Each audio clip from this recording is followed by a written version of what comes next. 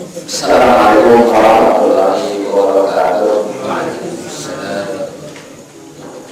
Innal hamdalillah nahmaduhu wa nasta'inuhu wa nastaghfiruh wa na'udzu billahi min shururi anfusina wa sayyiati a'malina may yahdihillahu fala mudilla lahu wa man yudlil fala hadiya lahu. Asyhadu an la ilaha illallah wahdahu la syarika lahu wa asyhadu anna Muhammadan abduhu wa rasuluhu la nabiyya ba'dahu amma ba'd. Alhamdulillah, pada pagi hari ini kita dapat kembali melanjutkan kajian rutin bulanan kita. Insyaallah pada pagi hari ini kita akan melanjutkan masih di Kitabul Iman, masih terkait dengan masalah iman.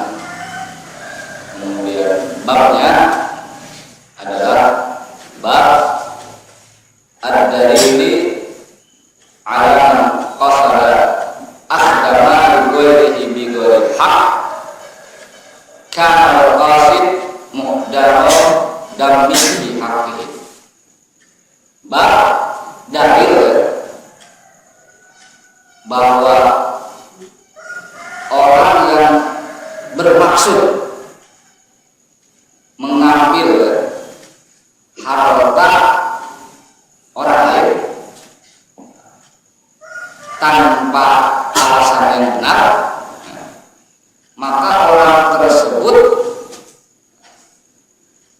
darahnya punya hak untuk ditumpahkan. Islam ya.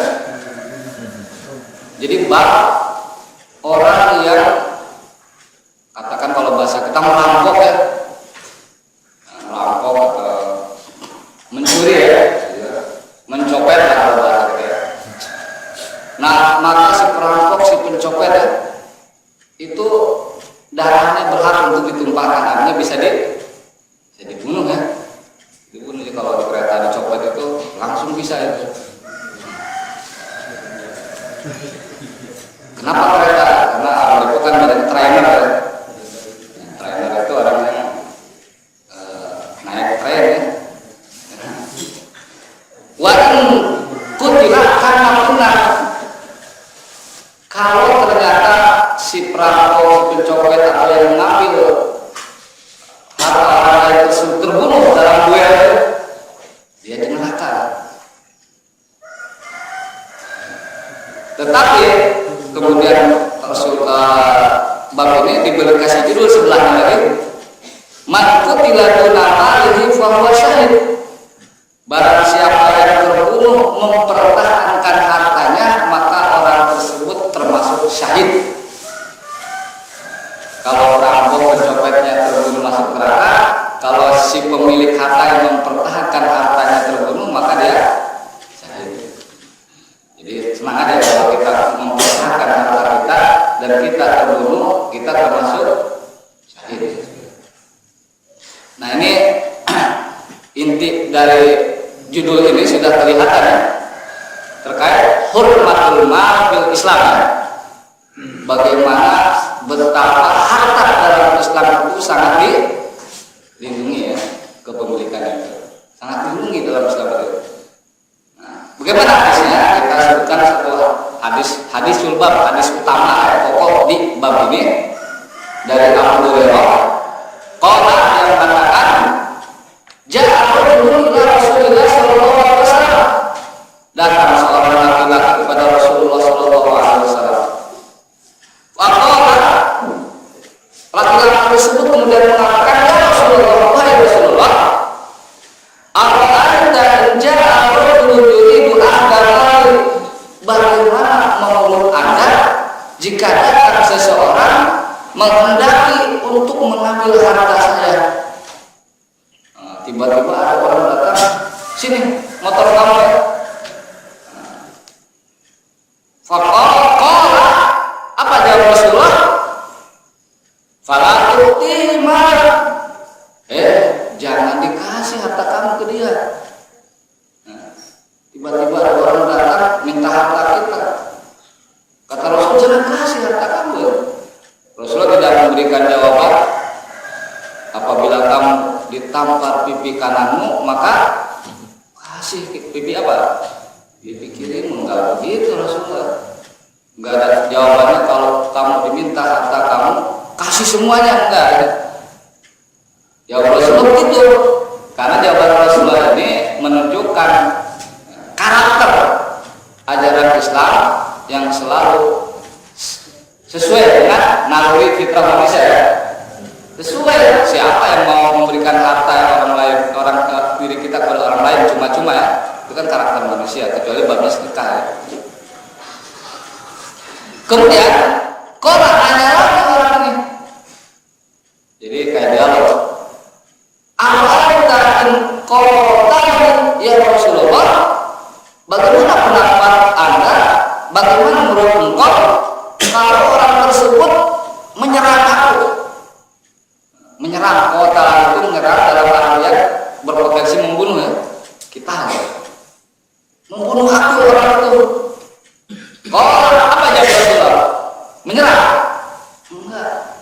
Kata Rasulullah, "Qatilu, lawan dia." Wah ini kan, lawan dia, perintah Rasul seperti itu. "Qatilu, lawan dia." Kalau dia nyerang mau membunuh kita karena mau merampok harta kita, "Qatilu, lawan dia." Kok nanya lagi orang ini, cerewet banget orang ini ya. Tapi ini babnya adalah bertanya ya sampai tuntas. Kok kita di kota lagi? Ya Rasulullah, bagaimana kalau orang tersebut ya in kota lagi ternyata dalam duel itu membunuh aku? Apa jawab Rasulullah? Qala fa anta syahid, kalau begitu kamu syahid. Kalau begitu kamu syahid. Tanya lagi, masih nanya terus. Qala ara'aita in qataltu, bagaimana pendapat engkau kalau saya membunuh dia? Apa dari Rasulullah? Qala wa finnar, dia di dalam api neraka. Jadi sudah terbunuh masuk neraka. Ini seperti orang jatuh tertimpa tangga terus atapnya ya. Jadi begitu. Nah ini adalah hadis sunnah ya, hadis pokok di bab ini. Nah kalau kita perhatikan hadis ini ya, bahwa di sini Rasulullah mengatakan kalau ada orang yang ingin mengambil harta kita tanpa alasan yang benar, kata Rasulullah, pertahankan harta kita. Kalau perlu duel. Kalau kita menang, ya dia terbunuh, masalah neraka. Kalau kita yang terbunuh mempertahankan harta kita, maka kita mati syahid. Memahami hadis ini tentunya kita harus melihat riwayat lain ya. Harus melihat redaksi hadis di riwayat selain Imam Muslim ya. Hadis ini terdapat juga di riwayat Imam Bukhari ya. Ada di Imam Bukhari dengan redaksi lebih singkat ya, di sini juga ada. Kalau ini dari Abu Hurairah, di riwayat lain itu ada dari Abdullah bin Amr. Dia singkat hadisnya ini. Man qutila duna malihi fahuwa syahid, hanya mengambil hanya begitu. Jadi dia mengatakan bahwa Rasulullah bersabda, "Man qutila duna malihi fahuwa syahid," barang siapa yang terbunuh mempertahankan hartanya, ya, fahuwa syahid, maka dia mati syahid. Begitu redaksinya di riwayat lain, di Imam Muslim juga ada, di Al Imam Bukhari juga ada ya. Dan ini dijadikan judul oleh Imam Nawawi di atas ya. Man qutila duna malihi fahuwa syahid. Barang siapa yang mempertahankan hartanya maka dia syahid. Hadis ini juga diriwayatkan di luar Sahihain ya, di luar Al Bukhari dan Muslim. Ada di riwayat Abu Dawud, At-Tirmidzi, Ibnu Hibban, An-Nasa'i. Saya sebut ya beberapa redaksi di riwayat lain ya. Tujuannya agar kita bisa memahami secara utuh ya, tidak sebelah-sebelah ya, pemahaman hadis ini ya. Nah di riwayat lain katakan yaitu riwayat Ahmad ya. Riwayat Ahmad dikatakan laki-laki ini mengatakan seperti ini. Ya, redaksinya di riwayat Ahmad seperti ini. Ya Rasulullah, ara'aita in ada ala malik. Mirip-mirip sini. Bagaimana menurut engkau kalau dia itu ada itu melakukan perbuatan kedua permusuhan ya? Permusuhan. Ada ala malik. Jadi melakukan perbuatan permusuhan untuk mendapatkan harta saya. Menyerang, kalau ada itu menyerang ya. Bagaimana orang itu kalau menyerang untuk mendapatkan harta saya? Nah, di sini ada bedanya. Kalau di hadis ini Rasulullah mengatakan di redaksi Imam Ahmad, qala ansidillah, maka dendangkan atau suarakan tinggi-tinggi nama Allah. Nah, jadi diajak dulu apa? Nasihat, ingat Allah, jangan main rampok aja ya. Nah, jadi begitu ansidillah, teriakan nama Allah. Nanya lagi, ya. Qala fa in abau, kalau ternyata dia menolak. Qala ansidillah, teriakan yang kedua kali nama Allah lagi. Kalau menolak dua kali ya. Fa in abau, kalau dia juga menolak, tetap mau rampok ya. Nah, tetap gagah ya. Baru di sini mengatakan qatil, kalau begitu serang dia juga ya. Bunuh dia juga ya. Sama dengan yang tadi. Ujungnya sama, tapi di sini uniknya ada tahap peringatan. Nah, tahap peringatan. Tanya lagi, fa'in kutil lah, fakul jannah, kata Rasulullah, kalau kamu terbunuh karena mempertahankan harta kamu dari serangan orang tersebut, kamu di surga. Wa'in qatalta, kalau kamu membunuh dia, maka dia fafinnar, dia masuk api. Sama, cuman bedanya tambahan di sini ada tahapan-tahapan sebelum terjadinya apa? Duel. Apa itu? Peringatan dua kali dengan menyebutkan meneriakkan nama Allah. Nah, ternyata saya mendapatkan informasi yang namanya tembakan peringatan itu polisi berapa kali itu ya? 2 kali Pak. Saya berpikir apa polisi ya baca hadis ini gitu kan? Atau dia dari teori barat ya, kita nggak tahu ya. Mungkin dia dari teori barat kan banyak belajar ke umat Islam menurut peradaban Islam. Ternyata tembakan peringatan polisi itu 2 kali kan. Dor kalau nggak diindahkan maka dia bisa langsung nembak perampok atau pencuri tersebut. Nah, tapi katanya polisi sekarang dibalik Pak. Tembak dulu peringatan 2 kali belakangan ya. Ada yang gitu. Karena apa? Sekarang penjahatnya tidak bisa dinasehati. Dia udah langsung apa? Mengeluarkan selfie gitu. Dikasih peringatan malah nembak katanya. Sekarang dibalik Pak, prosedurnya apa? Tembak dulu peringatan baru belakangan. Tapi sama-sama ada peringatan juga ya. Tembak dulu akhirnya dor. Baru ada, kalau ada wartawan tur tuh 2 kali peringatan. Nah, saya apa benar gitu, apa polisi memang belajar dari hadis ini? Dari hadis riwayat Ahmad tidak terlalu familiar di sini ya. Apa memang dari mana? Tapi semangatnya sama dengan hadis ini. Para ulama mengatakan fihi minal fiqhi annahu yudfa bil ashal fal ashal. Dalam hadis redaksi Imam Ahmad ini ya, ada satu pemahaman, ada satu fikih ya, bahwa ketika kita akan melakukan duel untuk mempertahankan harta kita, maka yang harus kita lakukan dulu adalah apa? Berdialog dulu, jangan langsung apa? Ayo kita duel. Nah, ini di hadis lain ya. Di riwayat lain, nah ini di riwayat lain ya, yaitu riwayat At-Tirmidzi ya. Abu Daud itu lebih komprehensif. Kalau di sini kan cuma man qutila duna malihi fahuwa syahid, barang siapa yang terbunuh karena mempertahankan hartanya maka dia syahid, hartanya doang. Nah, kalau di sini lebih luas di riwayat At-Tirmidzi. Bahwa Rasulullah mengatakan pertama dalam rangkaian hadis ini, man qutila duna dinihi fahuwa syahid. Barang siapa yang mempertahankan agamanya maka dia syahid. Masuk akal ya? Mempertahankan agama, syahid itu biasa. Ya kan? Biasa berjuang di jalan Allah kemudian meninggal itu syahid, itu biasa pemahaman yang mudah dicerna oleh kita. Kemudian yang kedua, langsung dia dengan redaksi berikutnya, wa man qutila duna damihi fa huwa syahid. Barang siapa yang terbunuh mempertahankan darahnya, nyawanya, maka dia syahid. Nah, ini kok mempertahankan nyawanya, bukan mempertahankan agama, agak sederhana nih. Apalagi nanti yang mempertahankan apa? Hartanya, kok mau syahid juga ya. Kemudian yang ketiga, langsung dirangkai hadis ini riwayat At-Tirmidzi ya dan Abu Daud, wa man qutila duna malihi fa huwa syahid. Barang siapa yang mempertahankan hartanya maka syahid. Ini sama dengan tadi.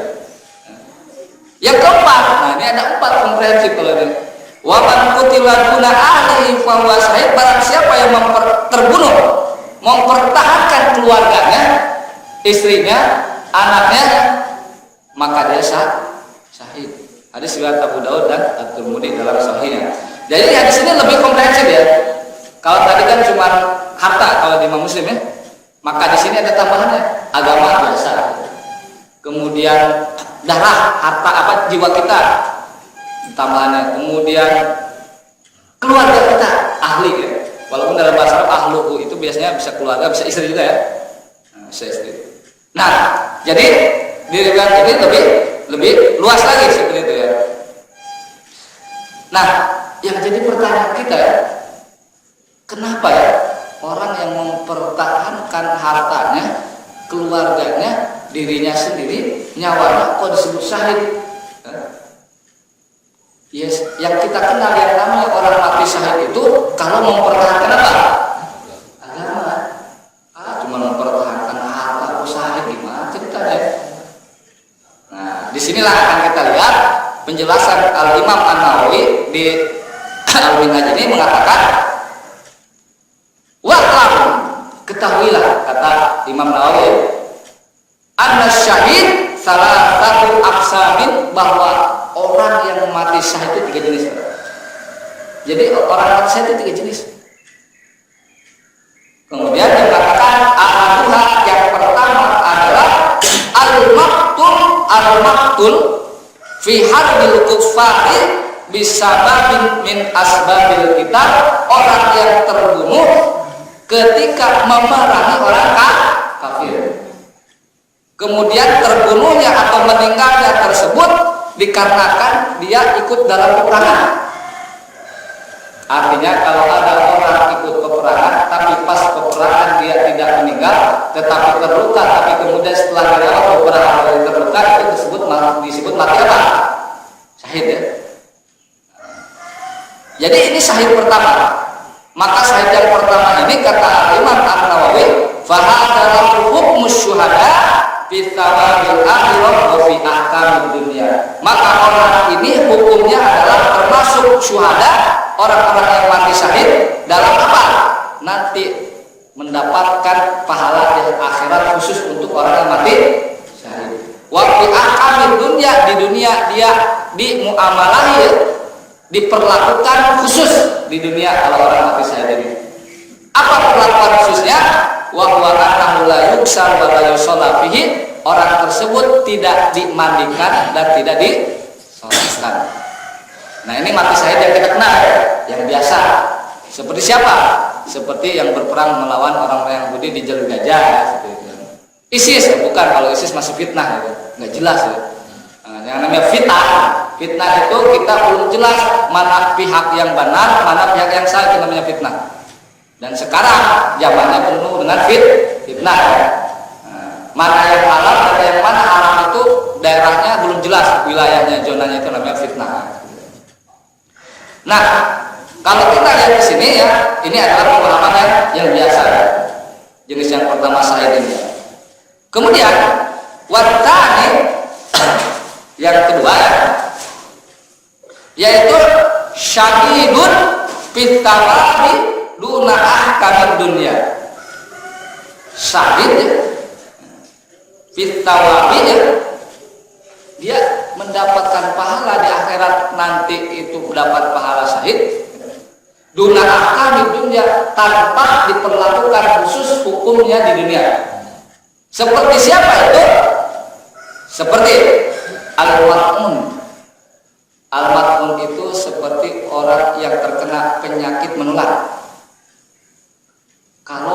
penyakit menular menimpa seseorang, ya, Ebola ya sekarang ya, yang ada di mana? Aplikasinya. Kemudian terkena virus HIV. Nah, kalau dia meninggal, maka itu termasuk orang yang mati syahid.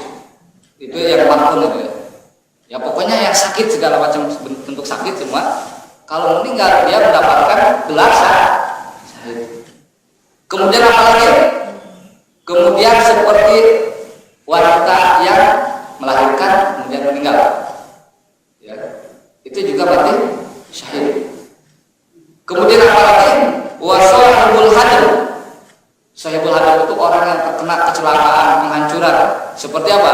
Kecelakaan pesawat, kecelakaan kereta api, kecelakaan mobil, kecelakaan perahu, ya. Semua jenis kecelakaan kalau orang itu meninggal maka dia mendapatkan gelar mati syahid. Tentunya kalau orang Islam ya. MH apa? Nah itu syahid semua kalau memang dia orang Islam. Mati syahid gelarnya ya. Banyak hadis-hadis yang menunjukkan itu. Yang tenggelam, kebakaran. Intinya sahibul musibah. Orang yang terkena kecelakaan musibah itu adalah orang-orang yang digelari mati syahid dalam Islam. Ini kata Al-Imam An-Nawawi, jangan hadis sahih, karena banyak hadis-hadis sahih yang menggelar kata mati syahid. Maka orang tersebut syahidu fitsawab, dalam bab pahala nanti di akhirat dia seperti orang mati syahid, tetapi di dunia dia tidak diperlakukan secara khusus. Kenapa? Fala yuksan wa yusalla alaihi, tetap dimandikan dan disalatkan. Dulu ketika musibah tsunami, berapa yang mati syahid? 240 ribuan orang itu mati syahid semua. Musibah kecelakaan atau musibah bencana alam mati syahid. Fahada yuksan wa yusalla alaihi. Karena yang namanya kecelakaan, penyakit, musibah itu sedikit, maka wajar kemudian apa? Yuksan yusolli, dimandikan dan disalatkan. Tapi kalau jenis mati syahid yang pertama, yang berperang di jalan Allah, tidak disalatkan dan tidak dimandikan, apa hikmahnya? Kan kalau yang namanya peperangan pasti banyak orang yang meninggal dalam keadaan penting ya. Kalau dalam peperangan, coba bayangkan kalau dalam keadaan jihad ya, jihadnya memerlukan memakan waktu lama, mungkin di antara tentaranya banyak yang simpel pak mandiin mayat sama sholatin. Kemana sih pada tentara? Itu lagi nyolatin. Orang musuh sudah di depan masih mandiin teman-temannya, kan dapat dibayangkan. Itu hikmahnya kan ya. Hikmahnya seperti itu ya. Nah kalau yang ini disalatkan dan dimandikan, karena memang biasanya kejadiannya tidak banyak kan. Tetapi walaupun begitu, pada konteks-konteks tertentu, pada situasi tertentu, seperti di mana musibah tsunami ya, bayangkan ada orang sekaligus meninggal akibat bencana alam 240 ribu atau ratusan ribu orang. Kalau dimandikan dan disalatkan kan susah juga ya. Atau kalau dimandikan mayatnya sudah busuk ya, atau disalatkan sudah busuk ya, maka atau memerlukan penanganan yang cepat, maka di sini hukumnya adalah hukum darurat ya. Pelakuannya bisa khusus juga ya. Misalkan karena sudah terlalu susah, udah nggak usah dimandikan, langsung disalatkan saja. Pemakamannya pun masalah.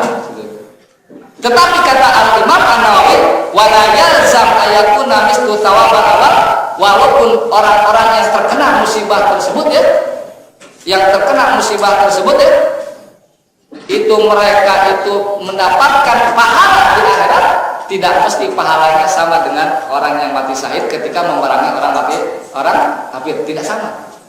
Karena kalau orang yang mati syahid itu kan definitif pahalanya, seperti dia mendapatkan hak untuk memberikan syafaat ya, kepada orang lain di luar dirinya agar masuk surga. Itu mati syahid yang memerangi orang kafir ya.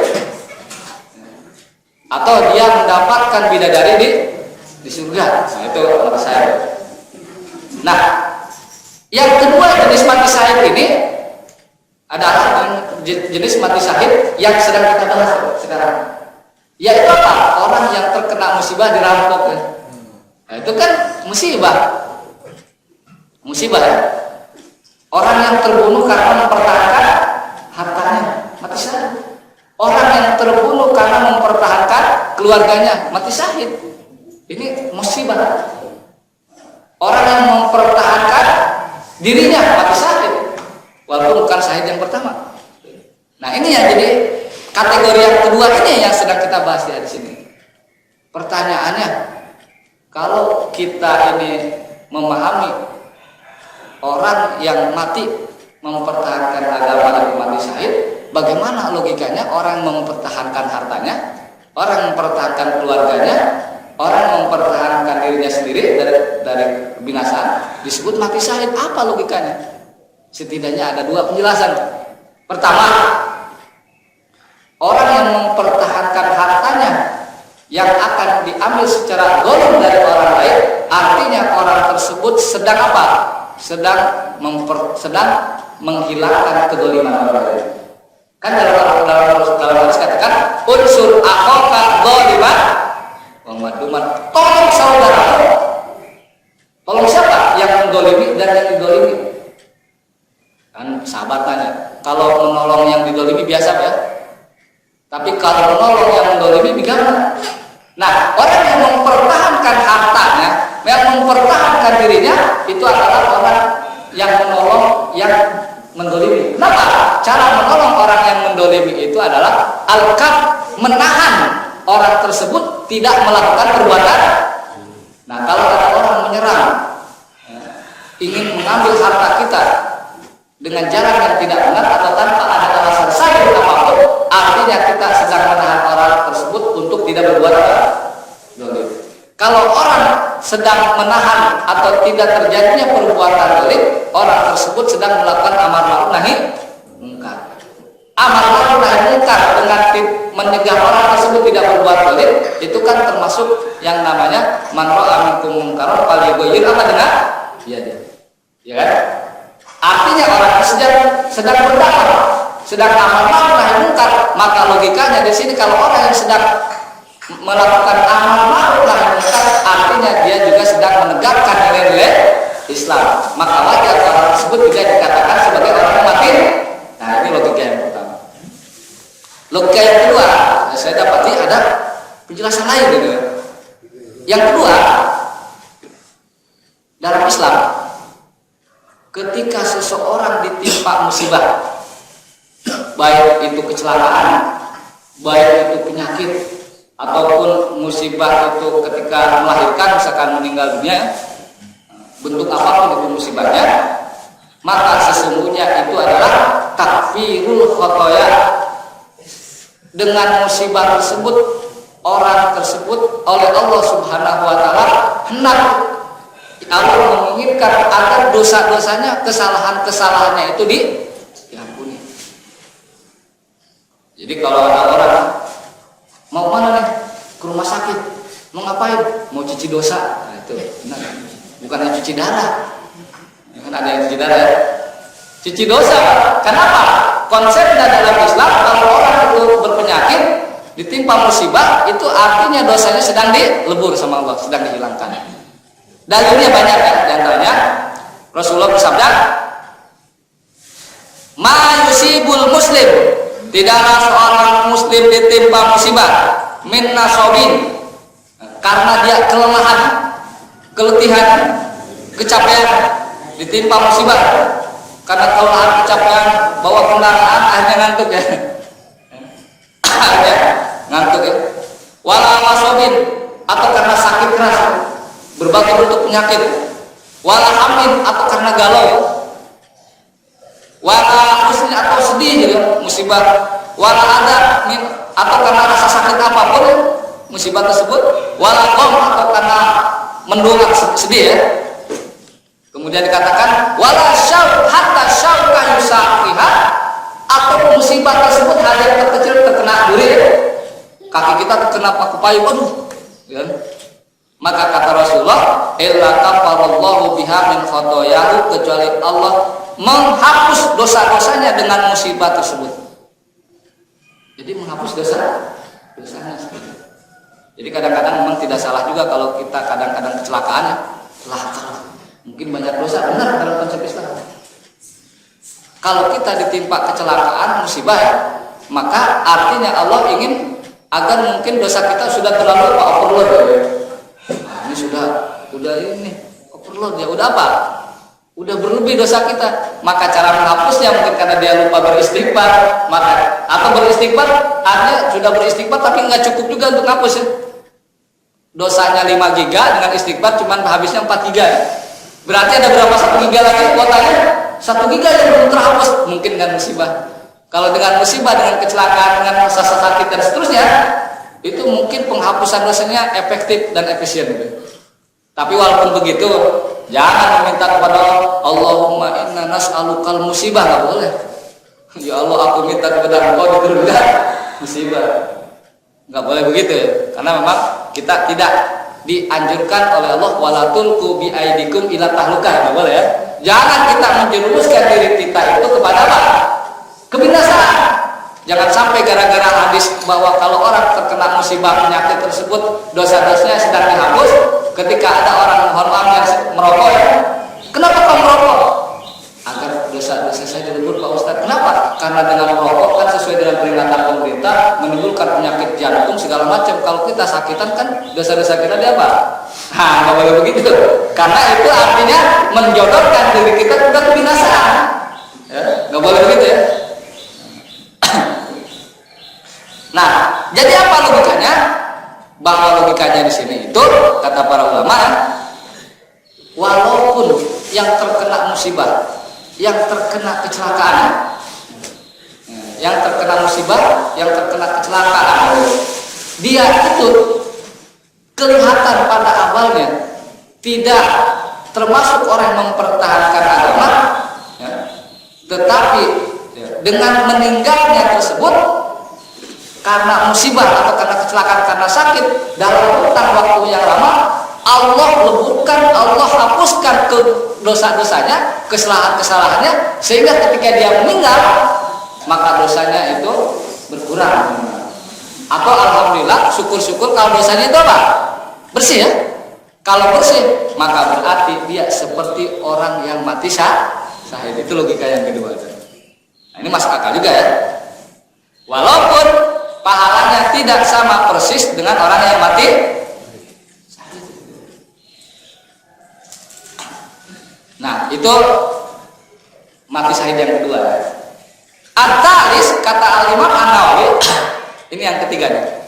Jenis mati syahid yang ketiga adalah man ghalla bil ghanimah wasibhu. Ada orang yang ikut perang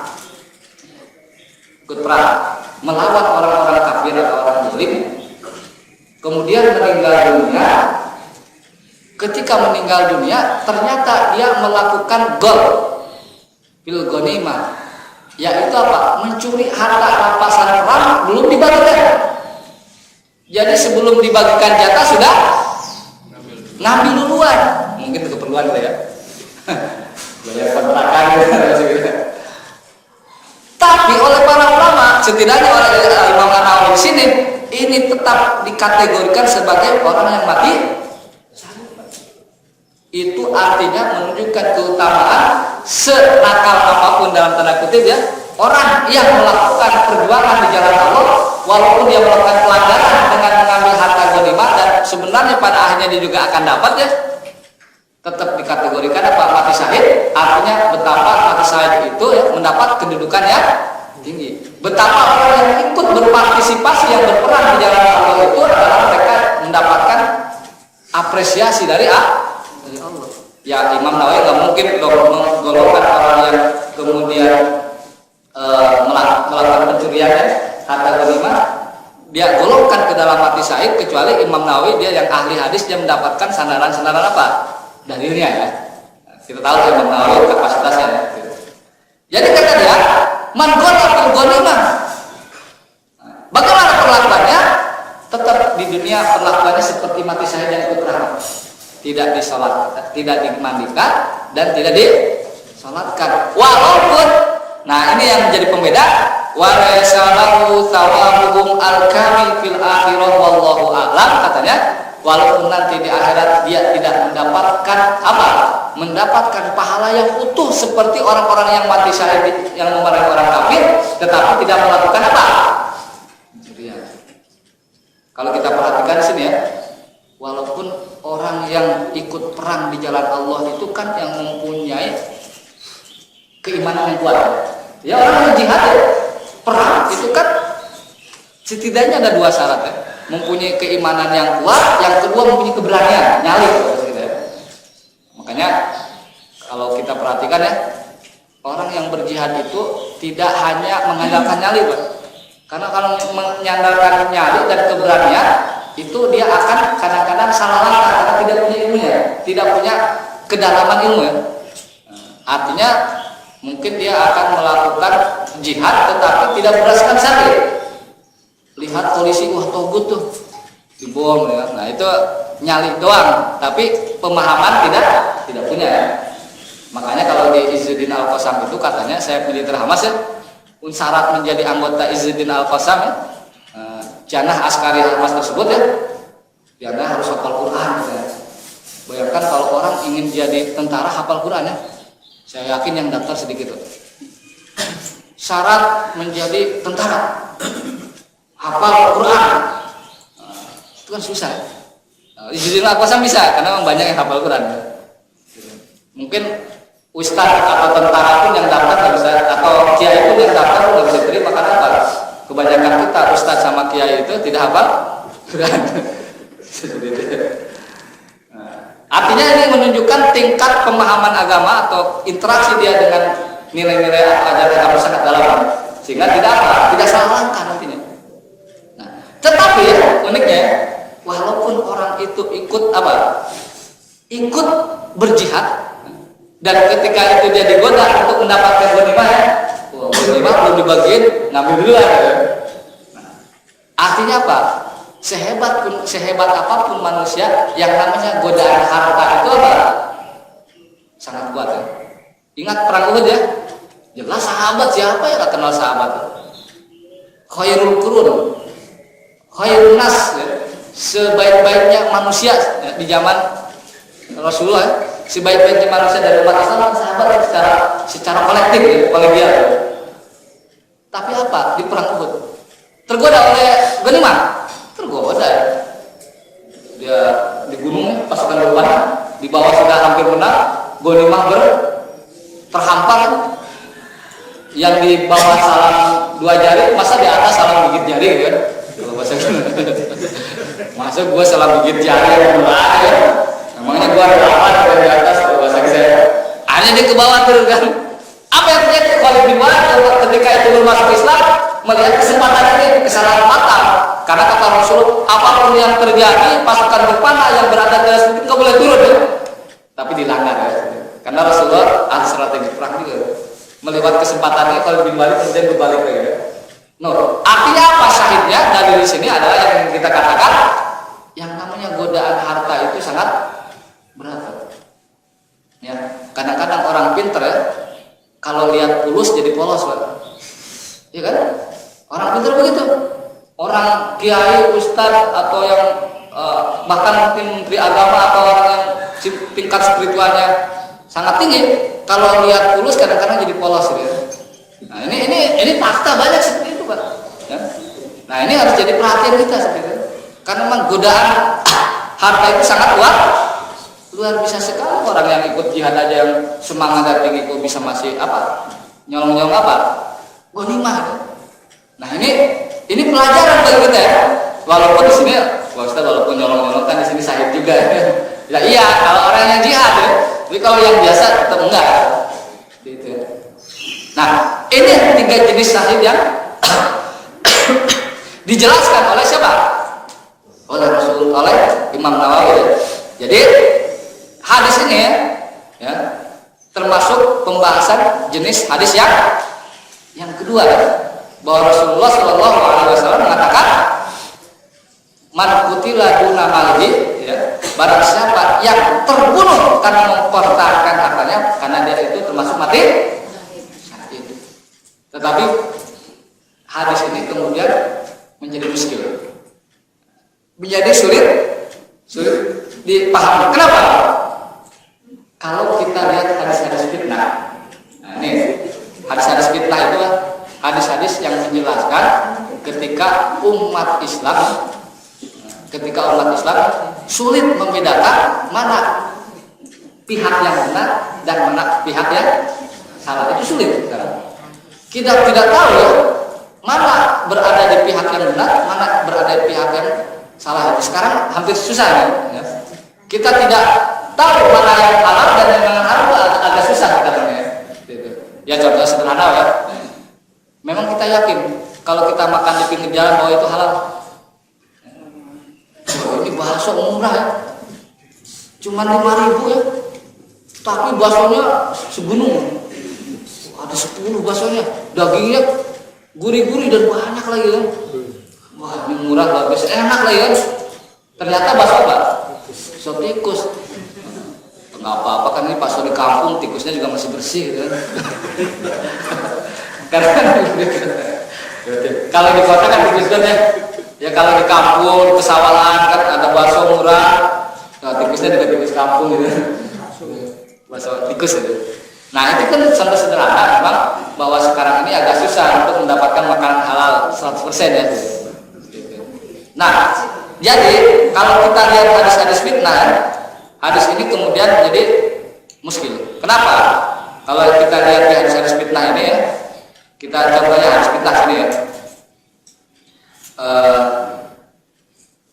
Hadis dari Sa'ad bin Abi Waqqas. Ini hadis fitnah ya. Wah Rasulullah bersabda tadi, innaha satakunu fitnatul qa'id fiha khairu minal qa'id. Katanya nanti ada satu fitnah, orang yang berdiam diri ya, yang duduk-duduk ya di rumah itu lebih baik daripada orang yang keluar rumah. Artinya di rumah kan aman ya, walaupun di rumah dia sendiri banyak fitnah ya. Setel TV banyak berita yang nggak jelas, fitnah juga masuk rumah. Fitnah. Kemudian kata Rasulullah, wal qa'im khairu minal masjid. Orang yang berdiri di luar itu lebih baik daripada orang yang jalan ke sana kemari. Kemudian wal masjid khairu minas sa'i. Orang yang berjalan itu lebih baik daripada sa'i. Sa'i itu adalah menunjukkan dia proaktif kemana-mana, aktif. Sa'i itu agresif kalau bahasa kita. Qala. Nah ini yang menjadi muskil dengan hadis yang kita bahas. Bahwa Rasulullah mengatakan, Sa'ad bin Abi Waqqas mengatakan ini, Ara'aita ya Rasulullah, bagaimana pendapat engkau ya? Indakhala ala baiti, tiba-tiba ada orang masuk ke rumah saya. Pabasa toyadahu, kemudian dia menjulurkan, membentangkan tangannya, membentangkan itu bawa senjata. Lihat tulani untuk membunuh aku. Bagaimana? Tiba kayak tadi kan, datang ke rumah, kemudian bawa senjata, mau minta harta kita. Nah di sini kata Sa'ad bin Abi Waqqas, ya Rasulullah, bagaimana tiba-tiba ada orang masuk kepada saya, kemudian membentangkan tangannya, lihat tulani untuk membunuh saya. Apa kata Rasulullah? Qala kun kabni Adam, jadilah seperti anak Adam. Apa seperti anak Adam itu? Yaitu dalam Al-Quran dikatakan, la in basata ilayya yadaka litaktulani ma'ana bibastin yadiya ila kali aktulak. Itu kan ada cerita Kabil dan Kabil.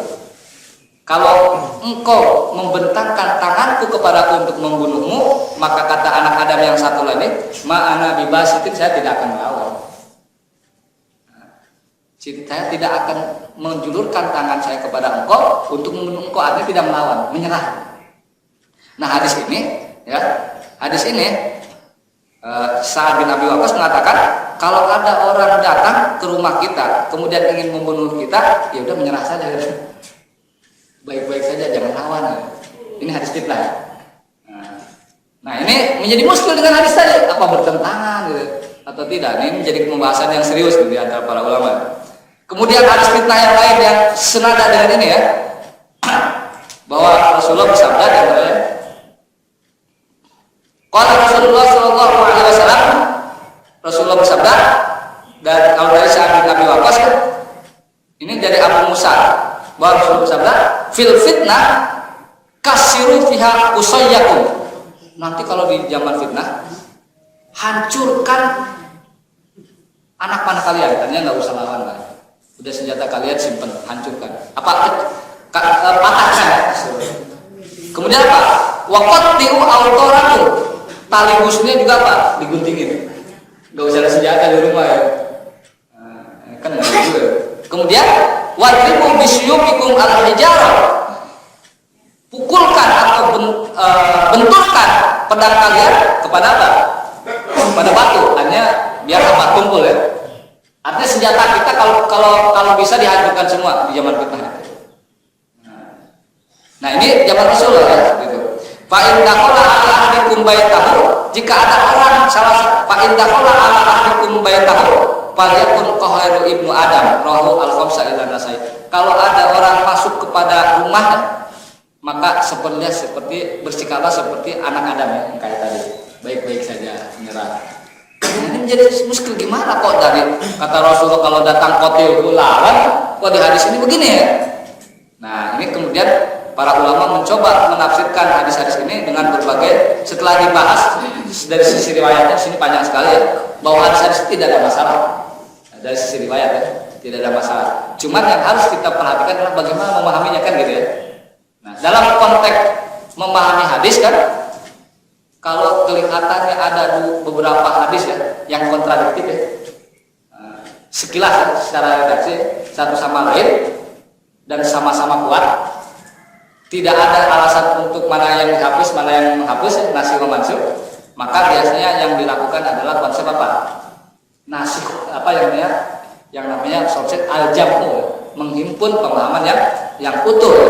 Nah, di sini para ulama kemudian memberikan pemahaman atau penjelasan yang berbeda-beda. Di antaranya ya, ikhtilaf masalah bidzalik. Para ulama berbeda pendapat ya dalam masalah itu. Baik tadi hadis Sa'ad bin Abi Waqqas ya, atau Abu Musa dan yang lainnya mengatakan redaksi hadis itu memang kelihatannya annahu yajibul kaf anil muqatal. Wajib hukumnya kalau kita terjadi duel ya, dengan orang lain, maka wajib hukumnya al-kaf anil muqatal, kita tidak boleh melayani berdasarkan redaksi hadis tadi. Kemudian mengatakan faminhum man qala, di antara mereka mengatakan kalau terjadi fitnah seperti itu yajib alaihi al-yalzam baitahu, pokoknya dia harus di rumah saja, tidak boleh apa-apa ya. Ini terjadi zaman fitnah ya. Kemudian apa? Wa qala tawwa, ada yang pendapat lain agar bentuk dari kita tidak melawan itu adalah yajib alaihi at-tahawu yang baladi fitnah aslan, maka dia harus berpindah dari tempat yang banyak fitnah seperti itu. Di rumah kita tiba-tiba ada orang masuk mau merampok segala macam, daripada gitu dengan pindah. Nah, itu ada juga yang menafsirkan seperti itu. Nah, ada lagi yang menafsirkan bahwa hadis yang pertama terkait bahwa kalau ada orang datang ke rumah kita maka dilawan. Kalau kita menang ya dia neraka, kalau kita kalah maka kita mati syahid ya. Nah, Al-Imam Auza'i dia mengatakan bahwa itu hadis itu konteksnya ketika dalam keadaan ajab, stabil. Ada imamnya, imam itu apa? Pemimpinnya, ketertiban terjadi, maka dalam kondisi seperti itu kalau ada orang masuk ke rumah kita mau merampok harta kita, maka berlaku hadis tadi yang di atas. Nah, tetapi kalau keadaan kacau balau, tidak ada pemimpin ya, keamanan tidak terjaga seperti di Somalia kan, atau seperti di Irak, Suriah. Kalau ada orang datang ke rumah kita sekarang udahlah menyerah saja, karena memang nggak jelas mana yang benar mana yang salah. Nah ini pembahasannya apa? Cara penggabungan hadis ini lebih masuk akal ya. Jadi itu kata para ulama yang lain ya, seperti itu. Kemudian ada lagi yang kemudian kekeh dengan hadis yang pertama nggak ada. Kenapa katanya? Kalau hadis yang pertama itu adalah menunjukkan ya, dalam kondisi kalau kita mampu katanya. Mampu apa? Melawan lawannya. Nah, kata para ulama seperti ini. Kalau dibiarkan pemahaman hadis yang mengatakan kalau kita didolimi itu diam saja ya, bahkan harus menyerah, maka kedoliman akan merajalela di mana-mana dan itu tidak masuk logika. Terus bagaimana? Maka hadis yang kedua dipahami kalau menyerah itu dalam artian kalau memang kita apa? Sama sekali tidak punya kemampuan. Daripada mungkin kita pastikan apa? Kalah lah gitu ya. Kalau ada perampok tetangga kita badannya keker ya, senjatanya lengkap, ya kita ternyata tidak punya kemampuan bela diri segala macam, ya udah kalau lebih baik begitu ya. Nah itu muskilan ini adalah sesuatu yang biasa. Tetapi kemudian jumhur ulama mengatakan yang rajih, yang benar, al aslu pemahaman yang paling dasar adalah di Al-Quran. Faman tada alaikum fa'tadu alaihi bimisli ma tada alaikum. Maka barang siapa yang menyerang kalian, maka seranglah dia sepersis. Nah itu kaidah dasar seperti itu.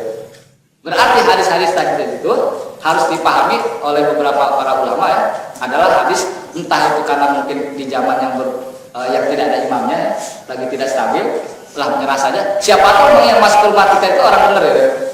Nah itu kan. Nah, jadi harus pahami seperti itu. Jadi hukum awalnya tetap kita harus melawan katanya. Karena di dalam Al-Quran faman tada alaikum fa'tadu alaihi bimisli ma tada alaikum, atau dalam Al-Quran lain wa jazaa'u sayyi'atin sayyi'atun misluha, bahwa pembalasan kejelekan kejahatan orang itu kejelekan juga seperti itu. Ini juga sesuai dengan spirit Islam yang namanya qisas ya. Kutiga alaihimul qisas al-qatla fil qatli ya, bahwa telah diwajibkan ataskan qisas ya. Kalau qisas itu kan orang dibunuh membunuh lagi. Orang memperkosa tidak boleh diperkosa lagi, beda. Itu enggak masuk kalau bisa. Masa orang memperkosa diperkosa lagi enggak? Orang membunuh dibunuh lagi. Orang yang menghilangkan telinga sebelah kanan dihilangkan lagi telinga sebelah kanan dan seterusnya. Itu kisah. Itu memang konteksnya seperti dalam Islam itu. Karena Islam selalu yuroi. Islam itu selalu memelihara apa? Memelihara fitrah manusia. Fitrahnya kan kalau orang dipukul ingin mukul lagi. Ya begitu. Tapi memang dalam Al-Quran bahwa famani tada alaikum fa'tadu bimisli ma tada alaikum, ya, kalau kita diserang maka serang balik ya, sesuai dengan yang dia levelnya ya, volume seperti yang dia serang seperti itu. Tetapi apa? Wasulhu khair, rekonsiliasi berdamai itu lebih baik. Memaafkan itu lebih baik seperti itu. Nah, jadi itu kesulitan para ulama ya, ketika hadis ini yang kita bahas dihadapkan kepada hadis-hadis masalah fitnah. Nah, jadi kesimpulannya tetap pada dasarnya bahwa yang ketika dalam masalah fitnah ini kita berpegang kepada untuk berusaha menghilangkan kedoliman, melawan gitu, kalau orang melakukan kedoliman seperti itu. Nah, jadi sebenarnya hadis ini tidak panjang. Nah, penjelasannya juga kalau di Imam An-Nawawi ini ya, hanya beberapa lembar saja. Ada beberapa tambahan sedikit lagi ya. Di hadis ini kita kembali ke hadis utama kita ya. Dan dikatakan di sini kan bagaimana kalau ada orang ingin mengambil harta saya, kata orang tersebut ya. Kata Rasulullah tidak boleh berikan ya, kata kamu. Nah, yang jadi pertanyaan, berapa kualitas atau kuantitas harta ya yang harus kita pertahankan? Apakah kalau ada orang malak, tahu malak? Nah, malak itu minta duit ya. Nah, ini ada dia kalau siapa mungkin di sana ya. Dipalak ya sama preman. Malak itu kan harta kamu, artinya malak ya dalam bahasa Arab. Apakah itu juga harus kita pertahankan ya? Dipalak 1000 perak kan? Wah, saya ingat hadis qatil, wah harus kita serang lagi lawan. Sementara yang malak ini 5 orang dia lawan ya, itu konyol namanya. Akhirnya meninggal, apa-apa menjadi syahid ya. Di Senen syahid, di Kampung Melayu syahid ya, di palak orang. Nah, apakah dengan harta yang sepele segitu juga harus kita pertahankan? Jumhur ulama mengatakan di hadis ini tidak disebut apakah banyak atau sedikit. Jadi apa? Sedikit pun kalau kita bisa mempertahankan, dan kalau kita meninggal karena mempertahankan harta yang sepele sekalipun, itu tetap mati syahid berdasarkan redaksi hadis ini. Karena tidak disebutkan banyak atau sedikit. Walaupun Al-Imam Malik mengatakan la yajuju qatluhu idza talaba syai'an yasiran. Tidak boleh kita katanya berduel sampai bunuh-bunuhan kalau yang diperbutkan hartanya apa? Sedikit itu mazhab Malik ya. Seperti apa? Kalau yang diperbutkan hartanya seperti gamis ya, baju Arab ya. Atau apa? Waktu makanan. makanan kita dipalak. Tetapi kata Imam An-Nawawi ya, wahada laisa bisa, pendapat ini tidak benar. Kenapa? Di hadis juga tidak disebutkan banyak sedikitnya. Yang penting kalau harta kita itu dipinta sama orang lain dengan jalan tidak benar ya, dengan zalim, ya harus kita pertahankan ya. Walaupun kita dipalak 1.000, 2.000, kalau kita bisa pertahankan aja. Karena apa? Itu kan kedoliman. Karena Allah mengatakan, ya ibadi inni haram tudulma, ya hamba-hambaku sesungguhnya aku telah haramkan apa? Kedoliman. Bahkan Allah sendiri mengatakan haram tu ala nafsi, mengharamkan pada dirinya sendiri kepada Allah. Diri Allah sendiri mengharamkan kedoliman terhadap hamba. Nah, kemudian juga di sini para ulama dalam konteks fikih mengatakan wa amal mudafa anil harib fawajib bila khilaf. Wa fil mudafa an nafsi bil qatli khilaf. Katanya kalau mempertahankan istri kita atau keluarga kita itu wajib hukumnya. Tanpa perbedaan pendapat. Tapi kalau mempertahankan mudafaah nafsi bil qatli, mempertahankan nyawa kita, itu ada yang sifatnya wajib, ada yang sifatnya jaiz berdasarkan hadis fitnah tadi yang jaiz. Kemudian juga wal mudafaah anil mal jaizah bil wajibah, dan mempertahankan harta sehingga harus duel ya, bunuh-bunuhan, itu sebenarnya hukumnya boleh saja ya. Ini menurut para ulama seperti itu.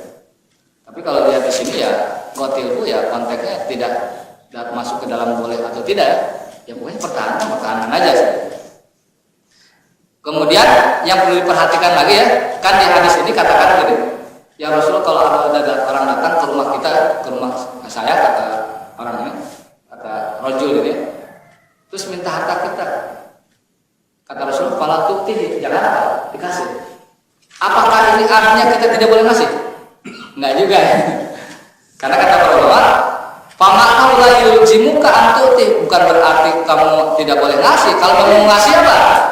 Kasih nggak apa-apa ya. Ini konteksnya kalau dia maksa misalnya. Jadi hadis ini harus dipahami konteksnya kalau maksa. Tapi kalau kita bisa datang, saya minta motor kamu, kata kita, ambil dah, saya punya 100 motor ya. Nah itu nggak ada masalah itu. Berarti bukan dilarang ngasih ya, bukan. Ini konteksnya kalau dia maksa seperti. Nah, jadi walaysa murad tahrimul, bukan haram untuk membeli, bukan. Nah, jangan sampai dengan hadis ini ada orang yang minta sumbangan proposal, minta sumbangan untuk kegiatan apa? Kata Rasulullah, fala tutih, jangan dikasih katanya. Nah, konteksnya itu kalau yang maksa. Nah, kan ada sih orang yang nakal gitu ya, mempermainkan dalil ya seperti itu. Ya biasanya yang tahu dalil ya gitu. Fala tutih malah. Nah, jadi sini bukan berarti kita tidak boleh ngasih. Nah, artinya kalau ada katakan perampok ya, datang kepada kita, minta harta kamu. Dia pikir, saya kan orang kaya, udah kasih aja. Kamu mau harta saya, ambil deh semua, saya masih banyak ya. Nah, itu boleh-boleh silakan. Walaupun memang tidak membuat efek jerah, artinya kejahatan terpelihara dengan begitu ya. Nah, itu bahaya juga untuk jangka panjang. Kemudian kata-kata idatu tilah dua pindah, kalau dia terbunuh yaitu yang mengambil harta kita tanpa alasan yang syar'i, dia itu di neraka, maksudnya yastahiqu dzalik, orang tersebut berhak masuk neraka. Walaupun waqad yuzaji wa qad bisa jadi ketika pas di akhirat ya dia apa? Dimaafkan kalau bisa jadi. Karena kita sudah sepakat bahwa orang masuk surga itu kan bukan karena amalannya, kata Rasulullah, tetapi karena rahmat Allah. Ini yang dijelaskan oleh Pak Quraisyih ya. Kata Pak Quraisyih, orang masuk surga itu bukan karena amalannya, tapi karena rahmat Allah. Wala anta ya Rasulullah, engkau juga iya. Sehingga sampai di situ dia memiliki kesimpulan, Rasulullah tidak dijamin masuk surga. Iya, tidak dijamin masuk surga bukan karena amalannya, tapi karena rahmat. Itu karena rahmat itu terpotong kalau keluar. Atau entah karena dia memotong sendiri biar mendapatkan lebih keren ya. Atau karena dia mungkin dipotong sama orang lain. Akhirnya klarifikasi juga. Maksudnya begitu.